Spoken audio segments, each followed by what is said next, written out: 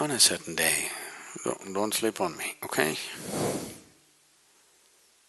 A man was going about selling hats in the tropical heat of India. Village to village, selling hats. In the afternoon, he was very tired, came and sat under a tree, opened his packed lunch, ate it, dozed off. After some time, he opened his eyes. To his dismay, all the hats were gone. He looked around, where are the hats, where are the hats? He couldn't find them anywhere. Just by chance he looked up, there he saw a whole bunch of monkeys sitting their hats on. He screamed at them, they screamed back at him. He yelled, they yelled. He abused, they abused. He tried to pick up whatever he could and throw it at them. They picked up whatever they could and threw it back at him. Out of sheer frustration, not knowing what to do, he took his hat and flung it on the ground, not knowing what to do, helplessly. All the monkeys took their hats and flung it on the ground. He picked up these hats and went about selling hats. That was in early 20th century. This is 2009, November. Another hat seller going about selling hats in the summer season, and in the afternoon he came and sat under a tree. He opened his packed lunch, ate, promptly fell asleep. When he woke up, the hats were gone. He didn't look around, he looked straight up. All the monkeys were sitting with hats on. He got up and jived. They all jived with him. He made faces, funny faces at them. They made funnier faces at him. He had all the fun he wanted to have with them. And then he took his hat and flung it on the ground. A baboon of a monkey came down, picked up the hat, walked towards him, gave him a tight slap in the face and said, "You fool, you think only you had a grandfather?"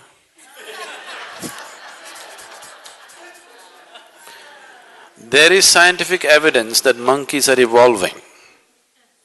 About human beings, there is no such thing. Because what is human cannot evolve unconsciously. When you were a monkey, I'm sorry, I did not say this, Charles Darwin, not me, okay? I am not calling you a monkey. Charles Darwin said, all of you were monkeys, your tail fell away and you became human. When you were a monkey, you did not desire, I want to be human. Nature just pushed you on. But once you become human, now either you evolve consciously or you stagnate, that's all the choice you have. From here, you cannot evolve unconsciously because now what you call as human is not an established state. Please see this. Every other creature has established states of what they are. What is human is not established. This moment you can be godlike, next moment you can be brute-like, isn't it? Isn't it so? What is human is a flux. You can be anything you want, and this is the human being's struggle. Right now, human beings are not suffering their bondage, they are suffering their freedom. You could choose to be anything you want right now, this moment. You could choose to be whichever way you wish to be right now within yourself. This is the struggle, isn't it? If your life also was fixed as the animal life is fixed, this is how you will be, you wouldn't be struggling so much. You wouldn't be experiencing as much pain and misery that human beings are experiencing right now, isn't it? See, for example, a tiger is born.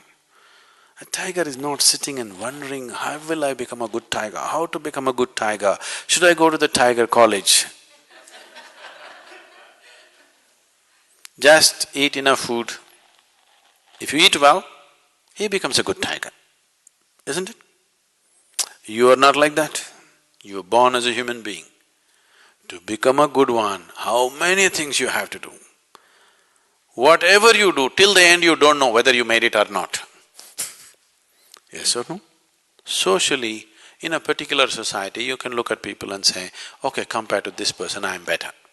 But by yourself, you do not know whether you are this way or that way, isn't it? Because what is human is not an established state. Every other creature, it's a fixed state. They eat well, they'll become that. If you eat well, at the most your body will grow, nothing else will happen. Isn't it so? Everything else have to be strived for because nature has left you free to become whatever you want to become.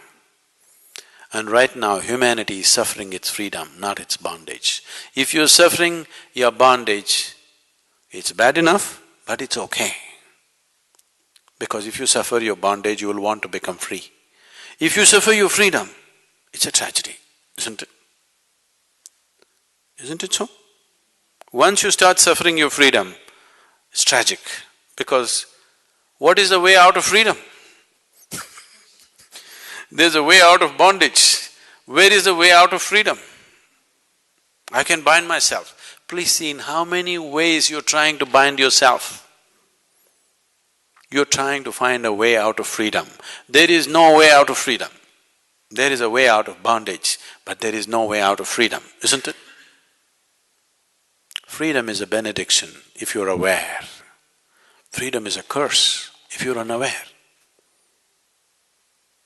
So right now, don't curse your freedom, you just have to become more aware. Starting with this, how this works. If you become aware, then this freedom is such a fantastic thing. Such a beautiful thing it is.